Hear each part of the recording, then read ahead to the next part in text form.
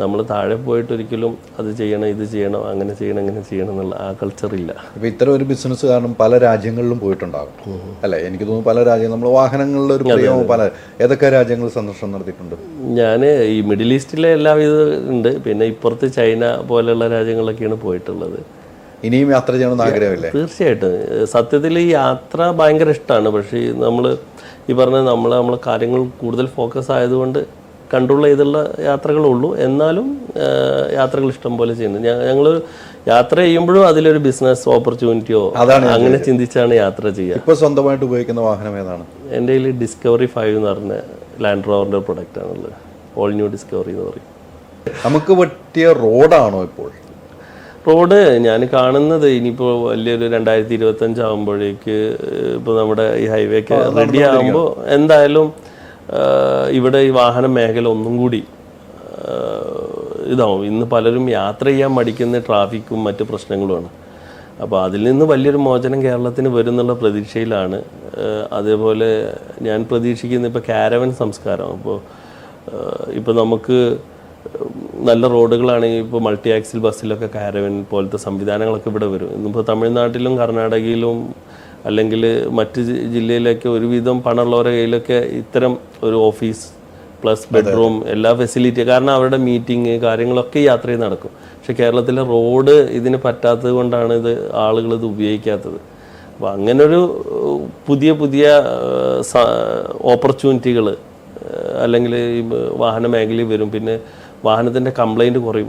Obviously നല്ല റോഡാകുമ്പോൾ suspension നമ്മളിപ്പോൾ ഒരു 1 lakh ഓടുന്ന വണ്ടി ചിലപ്പോൾ 3 lakh 4 lakh വരെ കേടില്ലാതെ ഓടാം.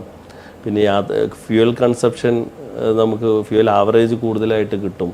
അപ്പോൾ ഇങ്ങനെയുള്ള ഒരുപാട് ഗുണങ്ങളല്ല. അതിലപ്പുറം ഏറ്റവും വലിയ ഗുണം എന്ന് പറയുന്നത് അപകടങ്ങൾ കുറയുന്നുള്ളതാണ്. ഇപ്പോൾ നമുക്കറിയാം മുംബൈ പൂനെ റോഡ് ഡെയിലി അവിടെ ഒരു 3 പേര് വെച്ച് മരിച്ചിരുന്നു പണ്ടത്തെ കാലം. ഞാൻ മുംബൈ ഒരു ചുരമുള്ള റോഡായിരുന്നു. അത് കഴിഞ്ഞ് ഈ ലോനാവാല വഴി പുതിയ എക്സ്പ്രസ് ഹൈവേ വന്നു.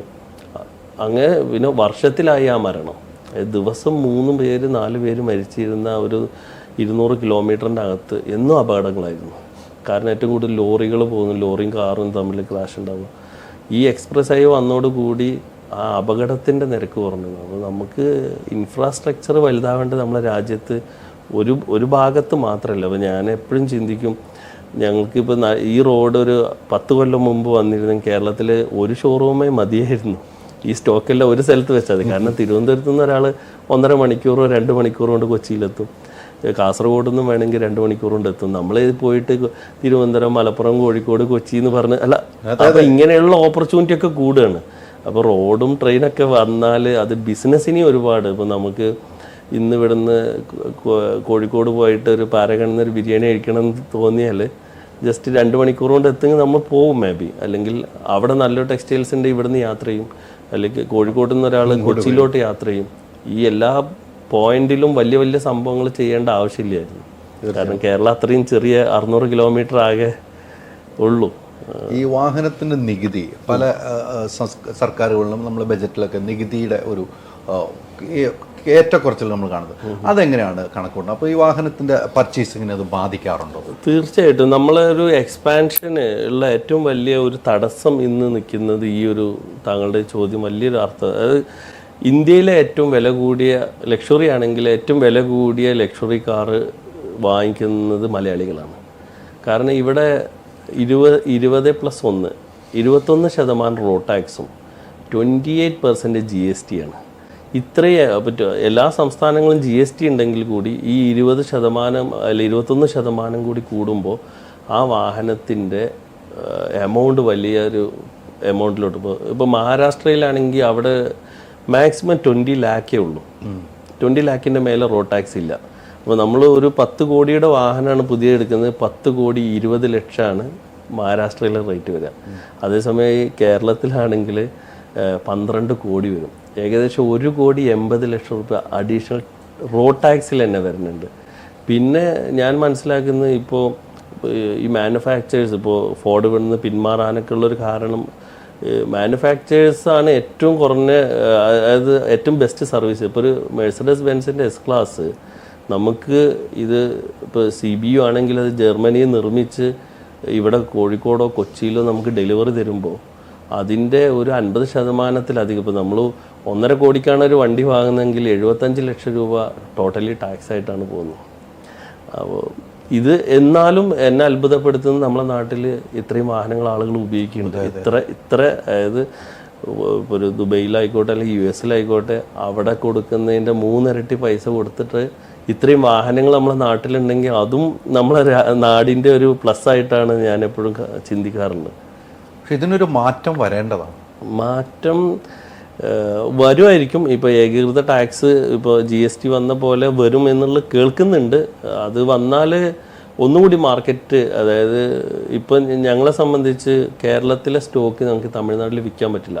തമിഴ്നാട്ടിൽ 16% ടാക്സ്, ഇവിടെ 21%. അപ്പോൾ 5% പുതിയ കാറിൽ തന്നെ ഡിഫറെൻ്റ് ആണ്. അപ്പോൾ ആ കസ്റ്റമേഴ്സിന് അത് ബുദ്ധിമുട്ടാവും. പിന്നെ അവിടെ കേരള രജിസ്ട്രേഷൻ വാഹനം ഉപയോഗിക്കുമ്പോൾ നികുതി, പിന്നെ അവിടുത്തെ MVDയുടെ പ്രോബ്ലം. ഇപ്പോൾ പുറത്തുള്ള ടാക്സ് ഇല്ലാത്ത സംസ്ഥാനങ്ങളിലെ വാഹനം ഇവിടെ കൊണ്ടുവരുമ്പോൾ ഇവിടുത്തെ MVD തീർച്ചയായിട്ടും ഇത് ഗവൺമെൻറ് എല്ലാം അവർ ടാക്സിലാണല്ലോ നിലനിൽക്കുന്നത്.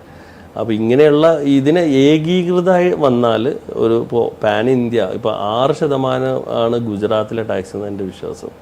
അപ്പോൾ 6% തൊട്ട് 21% വരെ റോഡ് ടാക്സിൽ വ്യത്യാസമുണ്ട്. അപ്പോൾ ഇത് ഭയങ്കരമായിട്ട് ഉള്ളൊരു പ്രൈസിങ്ങിലുള്ളൊരു വ്യത്യാസമുണ്ട്. പക്ഷേ ഇതിനിപ്പോൾ ഒരു ഞാൻ കേട്ടതൊരു 10%, 12% എന്നുള്ള ഒരു ഏകീകൃത സംവിധാനത്തിലോട്ട് വരുമെന്നാണ് കേൾക്കുന്നത്. അല്ല, അപ്പോൾ അങ്ങനെ വരുമ്പോൾ കുറേ ആളുകൾക്ക് കൂടെ നല്ല വാഹനങ്ങൾ എടുക്കാൻ പറ്റും. പിന്നെ അത് മാത്രമല്ല, ഇപ്പോൾ ഇതൊരു രാജ്യമാണല്ലോ, ഇന്ത്യ ഒരു രാജ്യമാണല്ലോ. ഇപ്പോൾ ഡൽഹിയിൽ ഇപ്പോൾ ഞാൻ നേരത്തെ ഇന്നോവയുടെ കാര്യം പറഞ്ഞ പോലെ കേരളത്തിൽ ഇന്നോവ ഇല്ലെങ്കിൽ ഡൽഹിയിൽ നിന്ന് കൊടുന്ന് ഉപയോഗിക്കാം. പക്ഷേ ഇന്ന് നമുക്കൊരു ലക്ഷറി കാർ അവിടുന്ന് വില കുറച്ച് കിട്ടിയാലും ഇവിടേക്ക് നെയിം ട്രാൻസ്ഫർ കഴിയുമ്പോൾ ഇവിടുത്തെ വാഹനത്തിൻ്റെ അടുത്തുള്ള വില എത്തും. അപ്പോൾ പിന്നെ അപ്പോൾ ഈ വിഷയങ്ങൾ ഈ ടാക്സ് കൂടി വരുമ്പോൾ ഇത്രയുള്ള ബുദ്ധിമുട്ടുകളുണ്ട്. പക്ഷേ ടാക്സ് എന്തായാലും സർക്കാരിന് അതിജീവിച്ച് പോകണം. സർക്കാരിൻ്റെ നിലനിൽപ്പ് അത് തന്നെയാണ്. സർക്കാരിൻ്റെ നിലനിൽപ്പ് അത് വരുമ്പോഴും നിങ്ങളെപ്പോലത്തെ ബിസിനസ്സുകാർക്ക് ബിസിനസ് ബാധിക്കുന്നുണ്ട്. പക്ഷേ നിങ്ങളെപ്പോലുള്ള ബിസിനസ്സുകാർക്ക് തുറന്നു പറയാനും കഴിയാത്ത അവസ്ഥകളും ഉണ്ട്. അതാണ് എൻ്റെ സത്യാവസ്ഥ. ഇതാണ് ഇപ്പോൾ നമ്മളെ കയ്യിൽ ഇപ്പോൾ 100 കാർ ഉണ്ടെങ്കിൽ, കേരള രജിസ്ട്രേഷനാണ് 100 കാറെങ്കിൽ ഞങ്ങൾക്ക് കേരളത്തിൽ മാത്രമാണ് ഇതിൻ്റെ ഓപ്പർച്യൂണിറ്റി ഉള്ളൂ. അതേസമയം ഇതൊരു ഏകീകൃത ടാക്സ് സംവിധാനമാണെങ്കിൽ ഈ 100 കാറിനെ എനിക്ക് പാൻ ഇന്ത്യ എനിക്ക് വിൽക്കാൻ പറ്റും. അതാണ് അതിൻ്റെ ഏറ്റവും വലിയ വ്യത്യാസം. പിന്നെ മറ്റൊരു പ്രധാനപ്പെട്ട കാരണം, നമ്മളിപ്പോൾ ഷോറൂമിൽ നിന്ന് വാഹനം എടുത്തു കഴിഞ്ഞിട്ട് നമ്മൾ ഷോറൂമിൽ തന്നെയാണല്ലോ അതിൻ്റെ കാലാവധി തീർന്ന് നമ്മൾ റിപ്പയറിങ്ങും കാര്യങ്ങളും. പൊതുവെ ആളുകൾ പറയുന്നുണ്ട് നമ്മൾ ഷോറൂമിൽ പോകുമ്പം പൈസ ഇരട്ടിയാകുന്നു, പൊതുവെ പറയുന്നതാണ്. ഞാനും പറഞ്ഞിട്ടുള്ള കാര്യം തന്നെ. പക്ഷേ അതേ പണിയുമായിട്ട് നമ്മൾ ഓയിൽ ചേഞ്ച് ആണെങ്കിലും ഫിൽറ്റർ മാറ്റാണെങ്കിൽ നമ്മൾ ഒരു വർക്ക്ഷോപ്പിൽ കൊണ്ടാൽ നമുക്ക് പകുതി പൈസ ആവും. അതിൻ്റെ ഒരു വ്യത്യാസം ഒന്ന് കസ്റ്റമറിന് അറിയുന്ന ഒരു നല്ലതായിരിക്കും എന്ന് എനിക്ക് തോന്നുന്നു. അത് 2 രീതിയിലാണ്. ഒന്ന്, ഇപ്പോൾ പാർട്സിൻ്റെ ക്വാളിറ്റി കുറച്ച് നമുക്ക് വില കുറഞ്ഞ് കിട്ടും. പക്ഷേ അതിലപ്പുറം ചില പാർട്സുകളൊക്കെ റിപ്പയറബിൾ പാർട്സുകളുണ്ടാവും. അപ്പോൾ മാനുഫാക്ചറിങ് സൈഡിൽ നിന്ന് റിപ്പയർ എന്നുള്ള ഓപ്ഷൻ ഇല്ല. അതിലാണ് ഏറ്റവും വലിയ കോസ്റ്റ്. നമുക്കൊരു ആ പ്രൊഡക്റ്റിൻ്റെ 10-1 പൈസക്ക് ചില സാധനങ്ങൾ നമുക്ക് റിപ്പയർ ചെയ്തെടുക്കാൻ പറ്റുന്നുണ്ടാവാം. അതിന് വേണ്ടിയിട്ട് അവർ ആ ഏരിയ അല്ലെങ്കിൽ ആ മൊഡ്യൂൾ മൊത്തമായിട്ട് മാറ്റിക്കളയുന്ന ഒരു സംവിധാനം ആണ് ന്യൂ കാറിൻ്റെ വർക്ക്ഷോപ്പുകളിലുള്ളത്. അതാണ് മെയിനായിട്ട് അവിടെ പ്രൈസ് കൂടാൻ കാരണം.